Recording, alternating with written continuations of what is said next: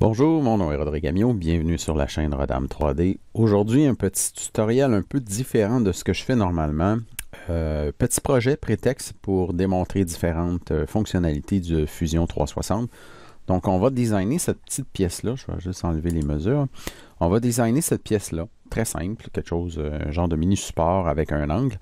Et on va la designer de façon à ce qu'elle soit facilement modifiable. Et je vais vous montrer quelques petits trucs pour définir vos paramètres et les nommer au fur et à mesure que vous faites votre design. Donc, quand je parle de ça, c'est-à-dire ici, quand on va dans la section paramètres, donc toutes les actions qu'on a fait ici pour créer cette pièce-là et tous les features qui sont dans le timeline de cette composante-là ici, sont représentés ici. Et pour chacun des features, on a des dimensions, des actions qu'on a faites. Par contre, au niveau du nom, ben là, il y a un D1, 3, 4, 5, dimension 1, 2, 3, 4, 5, 6. C'est générique et c'est ce que le logiciel fait par défaut. Et là, ça peut être assez simple comme pièce. Donc, je sais que le 80, c'est ma base et compagnie. Mais quand on tombe dans des projets plus compliqués, ça peut devenir assez mélangeant. Donc, on va voir comment on peut remédier à ce problème-là. Et puis, autre chose, donc on va faire cette petite pièce-là. On a des mesures de base ici que je vais utiliser. C'est vraiment aléatoire, là. Je l'ai faite pour vous montrer où est-ce qu'on s'en va. Donc on a une base de 80, ici 50 pour ce qui est de la section en angle. On a un rib ici de support pour renforcer notre pièce qui a une distance de 25 mm ici. Toute la pièce fait 10 mm d'épaisseur. Et on a le trou, je ne l'ai pas défini, là, mais il fait 12 mm par 25 centre à centre. Puis on va se donner une distance du côté ici. Et finalement, on a des filets et deux trous de vis. Comment est-ce qu'on va attaquer ça pour que cette pièce-là soit facilement modifiable? Donc, on part vraiment from scratch ici. On va, première chose, se créer une nouvelle composante. Donc, create ici, new component ou bouton droit sur le projet, new component. Cela dit, comme vous avez pu voir, moi, je me suis rajouté un shortcut parce que je crée des nouvelles composantes régulièrement, ce qui fait que c'est beaucoup plus rapide. Et là, je ne la nommerai pas. Là, on pourrait y donner un nom, mais l'idée, ce serait de nommer nos composantes pour que ce soit logique. Mais là, c'est le seul objet qu'on va faire. On pourrait revenir le nommer parce qu'on fait d'autres objets et on veut lui donner un nom spécifique. Tant qu'on crée une composante, elle est activée automatiquement. On va aller sur notre sketch et là, on va partir ça. Là, chose que je veux vous faire remarquer, quand vous créez quelque chose qui est parfaitement symétrique, okay, essayez de partir cette pièce-là avec votre plan de construction en plein centre. Donc ici, si j'affiche mes origines, vous allez voir que je suis en plein centre. Pas parce qu'on va designer la moitié puis qu'on va faire un mirror, c'est juste que c'est beaucoup plus facile à créer à partir d'un plan qui est logique au niveau du centre. Si on était parti du côté, bien là, il aurait fallu créer des offsets pour le trou, entre autres pour le renfort ici, alors que si on part du centre, c'est beaucoup plus simple. Donc, on va partir du centre ici. Je vais retourner sur mon sketch. On va se faire un sketch de côté comme ça. On va faire un locat. J'ai enlevé le locat automatique parce que maintenant, dans Fusion, avec la Space Mouse, quand on est en sketch, on est barré sur le deux plans. Alors qu'avant, dès qu'on touchait à la mouse, on sortait du mode deux plans. J'ai toujours pas trouvé où est ce paramètre-là pour l'enlever. Peu importe. Donc, on va commencer notre sketch. Première ligne, on part toujours du point d'origine. Le point d'origine étant le seul point qui est défini dans notre sketch. Donc, ça nous permet d'ancrer le sketch et de pouvoir le définir au complet, ce qu'on va faire. Et là, on a ceux qui ont vu mon vidéo sur les contraintes et le sketching. Donc, on n'a pas besoin d'être précis tout de suite, là. On va avec la shape de base vraiment aléatoire comme ça. Donc, une première ligne, comme ça. Bien, je vais même vous montrer volontairement, là. Comme ça, comme ça, comme ça, comme ça. Et comme ça. C'est ma shape de base. Vous allez me dire que c'est du n'importe quoi. Effectivement, c'est n'importe quoi. Mais là, on va utiliser nos contraintes pour préciser notre pièce. Donc, on va prendre la contrainte de 90 degrés. Je sais que tous mes coins sont parfaitement à 90 degrés ici. Ici, il l'a déjà appliqué. Et ici, on va à un autre 90 degrés. Et voilà, ça c'est fait. Là, le problème que j'ai, c'est que cette ligne-là devrait être parfaitement horizontale. Donc, je choisis la ligne et c'est l'outil ici, horizontal ou vertical. Donc, comme je suis le plus près de l'horizontale, il va forcer l'horizontale. Et voilà. Et là, je viens de définir cette ligne-là. La ligne n'est pas définie au complet parce qu'effectivement, je peux changer sa longueur. Tout ce qu'elle fait me dire, c'est qu'elle est noire parce que son horizontalité est définie et son point d'ancrage ici est défini. Par contre, il faut lui mettre une dimension. On a vu sur notre sketch de tantôt, pardon, c'est D pour dimension. C'est, là, il me met un angle parce que j'avais quelque chose de sélectionné d'avance. Je fais escape plusieurs fois pour être certain d'avoir rien de sélectionné. À ce moment-là, je fais mon dé et je vais aller choisir ma ligne. Et là, j'ai mon 80. Donc, oui, effectivement, je peux rentrer 80 ici. Et là, j'ai mon 80, puis je pourrais continuer à entrer mes autres dimensions. Par contre, ce 80-là, j'aimerais ça le définir tout de suite, quitte à être même capable de réutiliser cette longueur-là ailleurs dans mon sketch.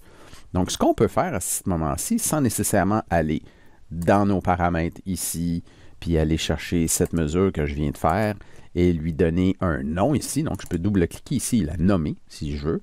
On peut la faire au fur et à mesure de notre design. Donc, tout ce qu'on a besoin de faire ici, c'est, bon, je veux donner une mesure de 80, puis ça, je vais appeler ça longueur de la base. Moi, je me donne beaucoup d'abréviations pour pas que ce soit trop long. Donc, longueur, je vais mettre un L majuscule, barre de soulignement, de la base. D'accord? Et là, mon expression est rouge, donc il n'est pas capable de l'interpréter. Par contre, si je mets égale 80 mm, elle vient noire.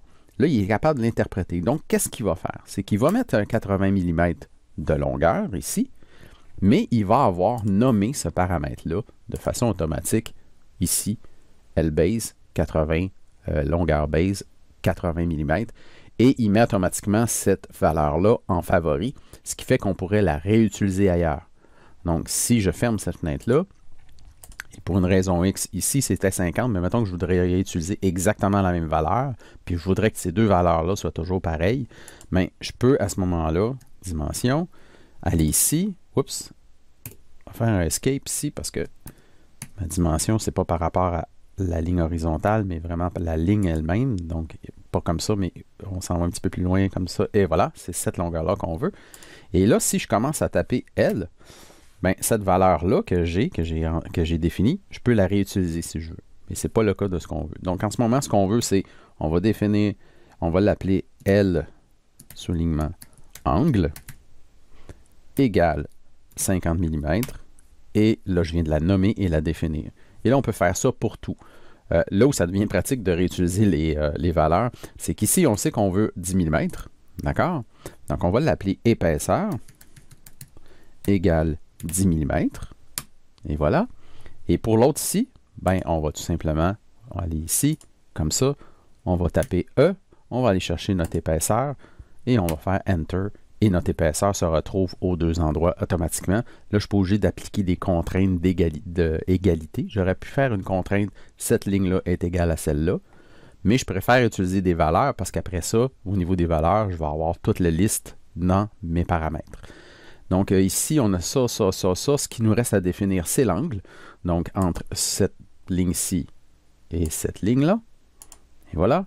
Et là, ça va être l'angle, tout simplement, égal 120 degrés. Et voilà. Et là, si on revérifie, Escape, sortir de là, si on vérifie notre sketch est entièrement défini. On a le petit cadenas ici. Donc, plus rien qu'on peut bouger. Il faut absolument changer une valeur pour modifier ce sketch-là. Il nous manque seulement une chose, c'est la ligne ici pour définir le support. Je vais ramener ça à 120 pour qu'on soit au même endroit. Donc, c'est la ligne ici pour définir l'espèce de support au centre et on s'est défini une distance de 25 mm. Donc, je vais faire cette ligne-là. L pour line de ce coin-là. Je vais m'ancrer sur la ligne-là. Je n'ai pas encore défini ma distance. OK? Et là, je vais aller faire définir ma distance entre ce point-ci et ce point-ci. Et je vais dire que c'est 25 mm. Et voilà. Et là, notre sketch est entièrement fait. Et on peut finir notre sketch et commencer à faire les extrudes. La pièce a 25 mm de large, donc je vais prendre ce profil-là, je vais faire un extrude et je vais faire mon 25 mm. Mais là, comme je disais tantôt, je vais essayer de garder mon centre. Donc, tout simplement, ce que je vais faire, c'est que dans la direction du extrude, je vais aller en mode symétrique. OK? Ma pièce fait 25 mm total, donc ici, au niveau de la mesure, je ne vais pas dire, ben, ma mesure est de chaque côté, parce que là, il faudrait que je fasse 25 divisé par 2, chiant. Je vais prendre ma mesure totale et là, je vais lui définir mon 25 mm comme ça. Oh, il me semble que c'est petit. On va rééditer le... Non, c'est 25 en tout. Hein? Donc, on va mettre 50 ici. Oui, ça a plus de logique. 50 mm comme ça. D'accord? Et maintenant, le rib, je pourrais le faire tout de suite. Je pourrais le faire plus tard en réaffichant mon sketch ici. Donc, je pourrais tout simplement prendre le petit rib ici et faire un extrude, même chose, symétrique. Mais là, ce que je vais faire, c'est que je vais définir mes trous en premier. En fait, non, je vais tout de suite faire mon rib. Je vais vous montrer une autre façon de faire nos deux trous. Et pourquoi le fait que notre pièce soit centrée symétrique va nous aider. Donc, je vais faire un autre extrude ici. OK, cette fois-ci, symétrique, comme ça. Et voilà. On va se donner un total. Et on va se mettre un 6 mm. Là, la pièce va être légèrement différente au niveau des distances. C'est pas important, là. C'est juste que ça, pour vous montrer la flexibilité de la bébelle. Ensuite de ça, ce que je vais faire, c'est que je vais commencer à définir mes trous. Et là, j'ai fait le rib avant pour vous montrer une chose. C'est qu'ici, j'ai un plan. Je sais que ce plan-là est exactement au même niveau. Par contre, le logiciel considère ce plan-là comme étant une face à part de l'autre parce que j'ai un autre feature ici qui la sépare en deux. Donc, si je définis un trou ici, je pars un sketch de là pour me définir des points pour ancrer des trous. Je ne peux pas faire celui-là au bord. Fait qu'on va définir tout simplement un trou de ce côté-là. Puis après ça, on va aller utiliser le plan d'origine qui est parfaitement miroir pour créer le trou de l'autre côté. Hein? Ça va être aussi simple que ça. Donc, je m'en viens ici, je vais faire un mode trou. Donc, je n'ai pas besoin de créer de plan pour le mode trou. C'est pour ça que c'est toujours plus pratique d'utiliser le mode trou parce que je ne suis pas obligé de faire un sketch, créer un point où ancrer le trou, puis le faire un extrude d'un cercle, vous voyez le genre. Et l'avantage du trou ici, le mode hole, ben, j'ai toutes sortes de features. Donc là, ce que je vais faire, c'est que je vais faire un trou de vis avec un contour board pour recevoir la tête de la vis. Okay? Et on va tout de suite définir dans Tap Hole Type, on va tout de suite définir un type de vis. Donc si je vais dans la section Tap, on va tout de suite avoir les paramètres de tous les filets possibles imaginables. Donc ici, on va aller en métrique. On va choisir un trou de 5 mm ici. Automatiquement, j'ai des filets 5 mm standard qui viennent m'apparaître par rapport au standard ANSI. Et voilà, j'ai mon trou de 5 mm est là. Alors ici, si je fais, mettons, contour égale, pour le contour bore, 9 mm, il devient noir. Puis quand je fais Enter, à ce moment-là, OK, ce 9 mm là apparaît, mais si je m'en viens ici, puis je veux définir ma largeur là, ce que je vais faire, c'est le contour bore étant le diamètre, j'ai besoin du rayon. Donc, je vais faire parenthèse, C, j'ai mon contour ici, divisé par 2, fermer la parenthèse. Et là, il se colle contre le côté parce que j'ai un rayon parfaitement égal. OK? Et là, je veux que mon trou soit toujours à peu près 3 mm du bord. Donc, je vais faire ici plus 3. D'accord? Et là, je vais copier cette formule-là, mettre ça en mémoire. Je vais faire un tab ici. En fait, non, ce que je vais faire, c'est que je vais faire prendre mon autre référence par rapport à ce côté-ci. Et je vais y rajouter exactement la même chose. Et voilà. Et là, je fais Enter, Enter. Et mon trou va toujours respecter la grosseur du contour board ici. Donc, si jamais, je m'en vais dans mes paramètres, je vais faire un changement assez drastique, je m'en vais dans les fonctions de hole. Le contour, je l'ai appelé ici, 9 mm, c'est mon contour board. Si je viens changer ce paramètre-là, puis que, mettons, je le mets à 12 mm, d'accord? Ben, le contour board va agrandir, mais le trou va s'éloigner pour maintenir le 3 mm du bord ici. Donc ça, c'est une façon de rendre mon sketch extrêmement flexible. Et là, j'ai mon trou. J'ai besoin de mon trou de l'autre côté. Donc, ce que je vais faire, c'est que je vais faire un mirror en mode solide. Donc, ce que je vais faire, c'est que je vais faire un mirror ici. OK? Je vais amener ma fenêtre mirror qu'on voit bien. Le mirror, qu'est-ce que je veux faire? C'est que je veux faire un mirror de mon trou. Le trou étant un feature dans mon timeline. Donc, ici, je vais dire à partir d'un feature. OK? Je vais choisir mon feature dans mon timeline ici. C'est ça que je veux faire en miroir. Et là, je vais dire, prends le plan. Et là, je tiens ma souris pour qu'il me donne la liste de tout ce qu'il y a sous ma souris. Notre plan qu'on veut ici, c'est le plan XZ. Et voilà. Et là, il vient de créer mon contour board de l'autre côté. Et je fais OK. Un petit peu de compute ici. Et voilà. Là, le gros avantage, c'est que mes deux trous sont référencés miroir par rapport au centre. Celui-là est référencé par rapport à ma pièce. Donc, si jamais je décide de modifier la largeur de ma pièce, mettons.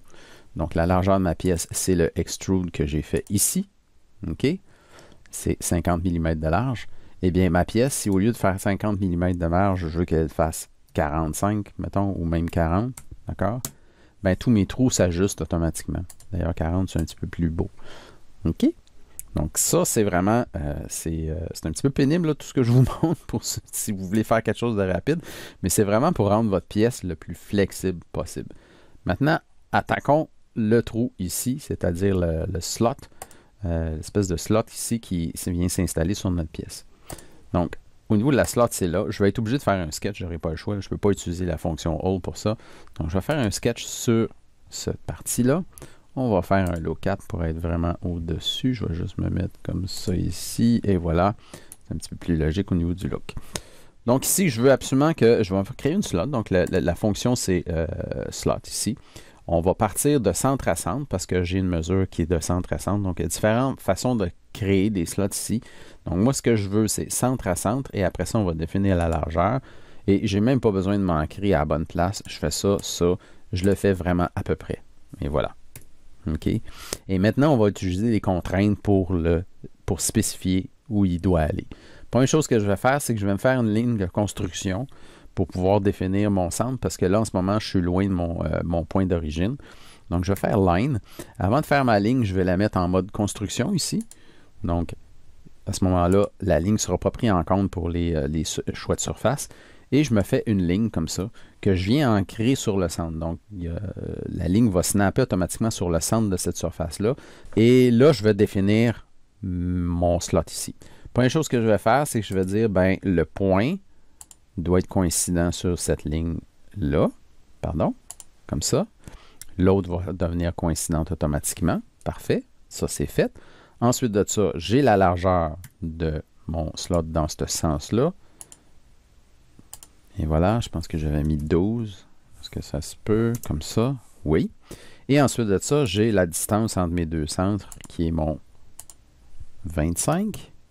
Et voilà. Par contre, là, ce que j'ai pas, c'est sa position. OK? Donc là, il est presque complètement défini, mais il bouge encore ici. Et on va utiliser le même principe que ce qu'on a fait avec le counterboard. Donc ici, j'ai 12. D'accord? Je vais redéfinir cela. Je vais faire un double-clic, puis je vais faire largeur, slot égale 12. Et voilà. Ce qui va me permettre de réutiliser cette valeur-là. Donc, ce que je veux, c'est qu'ici, le point qui est là, c'est le rayon. 12, c'est mon diamètre complet. Donc, je veux la moitié du rayon, la moitié du diamètre, pardon, et une distance fixe que je veux par rapport au bord. On va mettre le même 3 ou 4 mm. OK? Donc, pour définir cette distance-là, je vais faire ça à ici. Je tire ça ici. Et là, je vais commencer avec des parenthèses. Donc, je peux mettre tout de suite mes deux parenthèses. Et à l'intérieur, ce que je veux, c'est mon L-base. Non, comment je l'avais appelé? Je vais commencer à taper slot. OK. Largeur slot. OK. Divisé par 2. Et là, je vais aller, il y avait un espace ici. Et là, je vais rajouter un 3 mm, mettons, du bord. Et si je fais Enter, et voilà.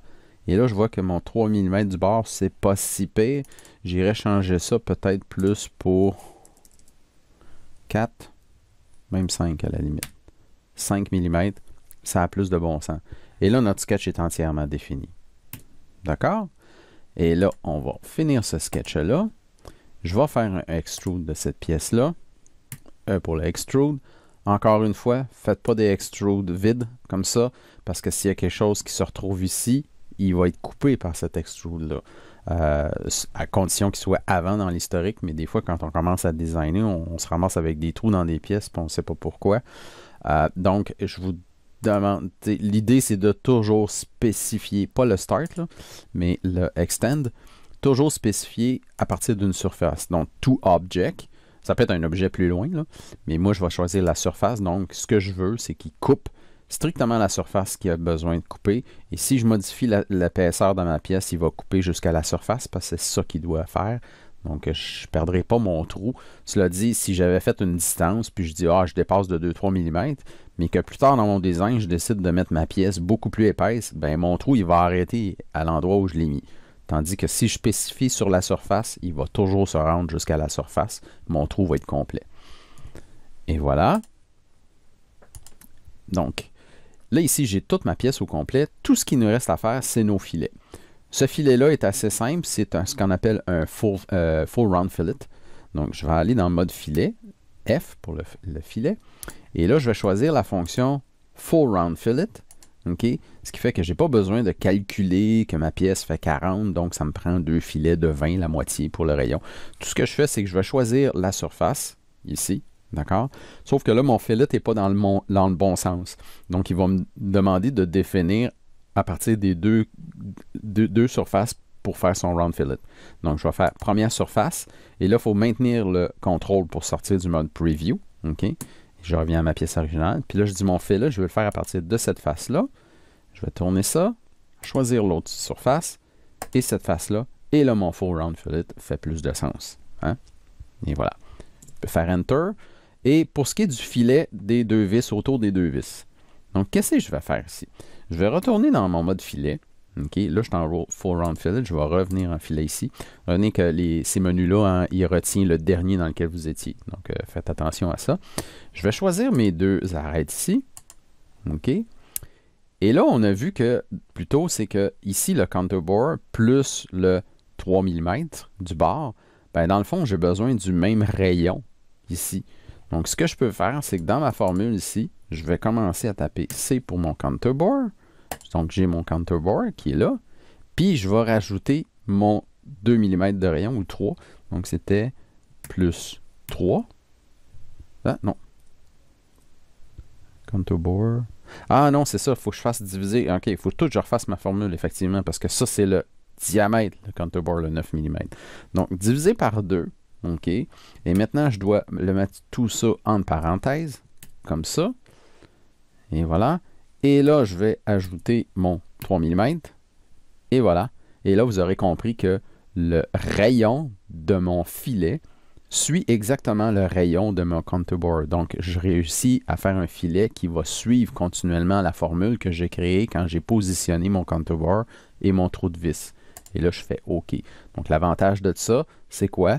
Ben, si je m'en vais dans mon trou de vis ici et que je fais Edit, d'accord? En fait, je n'ai même pas besoin de me rendre là parce que mon contour bore, je l'ai dans mes paramètres. Donc, je peux aller dans mes paramètres ici, comme ça. Et je m'en vais dans mon hole ici. Mon contour ici était 9 mm.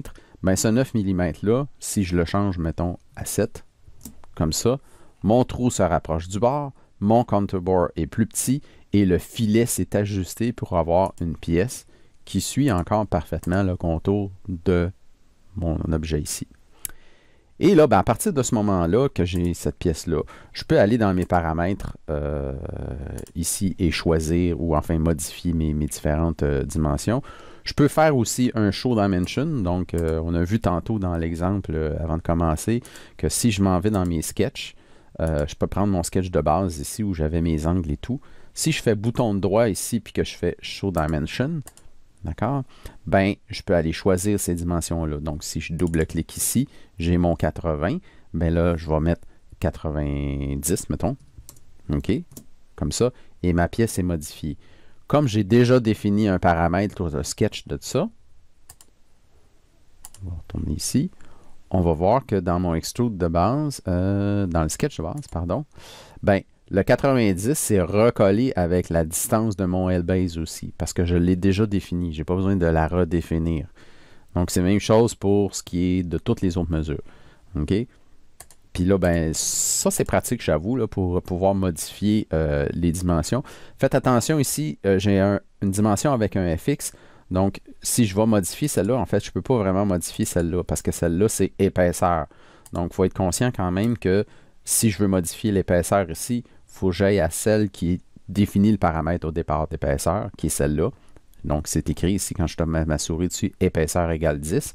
Alors qu'ici, il y a un FX pour dire qu'il se réfère à épaisseur, mais c'est la valeur des 4. Donc, c'est celui-là qu'il faut que je modifie. Donc, si je m'en viens ici et que je mets 12, bien là, toute ma pièce devient plus épaisse. Et parce que j'ai fait mes trous et mon slot ici, to surface, ben, il va toujours se rendre à la surface. Si j'avais fait un trou de 10.5, ben j'aurais eu un 1,5 mm de matière là, en dessous de mon slot. Donc, j'espère que je n'ai pas été trop vite. J'espère que c'est assez clair, que ça va vous permettre de créer des pièces beaucoup plus facilement modifiables. Donc, ici, je n'ai pas mis de mesure pour mon rib, là, mais on le sait très bien que c'est le deuxième extrude qui est ici. Donc, je pourrais aller éditer ici mon rib au lieu de mettre 6 mm total. Je peux dire, je peux être un petit peu plus large, je vais mettre 10. Et voilà. Et là, on voit très bien que ça se réajuste. Là, je l'ai fait à partir du timeline. Donc, quand je fais un double-clic ici, voyons, mettons quand je vais en edit ici, je retourne dans l'historique à ce moment-ci. Donc, vous voyez, là, tout est gris. Là. Donc, je ne vois pas le contexte de tout ce qui s'est fait après. Donc, c'est pour ça que ça va être plus facile à la limite d'aller ici, en sachant que c'est mon deuxième extrude, okay, dans mon timeline. Donc, ce extrude-là correspond à ce extrude-là. Et là, je peux l'ouvrir. Et là, je l'ai mon 10 mm ou 6 mm. Et là, je peux voir en contexte, en fait, ce que ça donne. Donc, je dirais que, mon 10 mm, j'en ai en masse. Je peux en mettre encore plus large. Je pourrais mettre 12. J'ai mon contour bore qui n'est plus très logique ici. Je vais remettre mon 9. Et voilà. Puis là, ça me permet de dire, OK, mes modifications fait que ma pièce a une logique dans toutes mes affaires. Je fais OK. Et voilà. J'ai modifié ma pièce sans nécessairement retourner dans l'historique pendant que je voyais toutes les composantes actives sur ma pièce. Ça finit pour ça, en espérant que ça a bien fonctionné. Pour cette fois-ci, j'ai fait ça en full screen, donc je ne suis pas en HD, je suis même plus, là, 4K ou quelque chose du genre. C'est un petit test que je fais. Si vous avez aimé ce genre de démonstration-là, dites-le dans les commentaires, je vais en faire plus. La plupart de mes vidéos à date, c'est beaucoup des démonstrations des outils un par un. Là, on a plus créé un genre de mini-projet pour vous montrer comment utiliser les outils dans le projet en question. Donc, en espérant que ça va vous aider à mieux utiliser la Fusion 360 et à utiliser tous les outils disponibles à votre main plutôt que de faire que des sketchs et des extrudes. Je sais que c'est le réflexe de tous les débutants. C'est normal, on apprend quelque part. Donc, en espérant que ça vous a plu et puis on se voit au prochain tutoriel.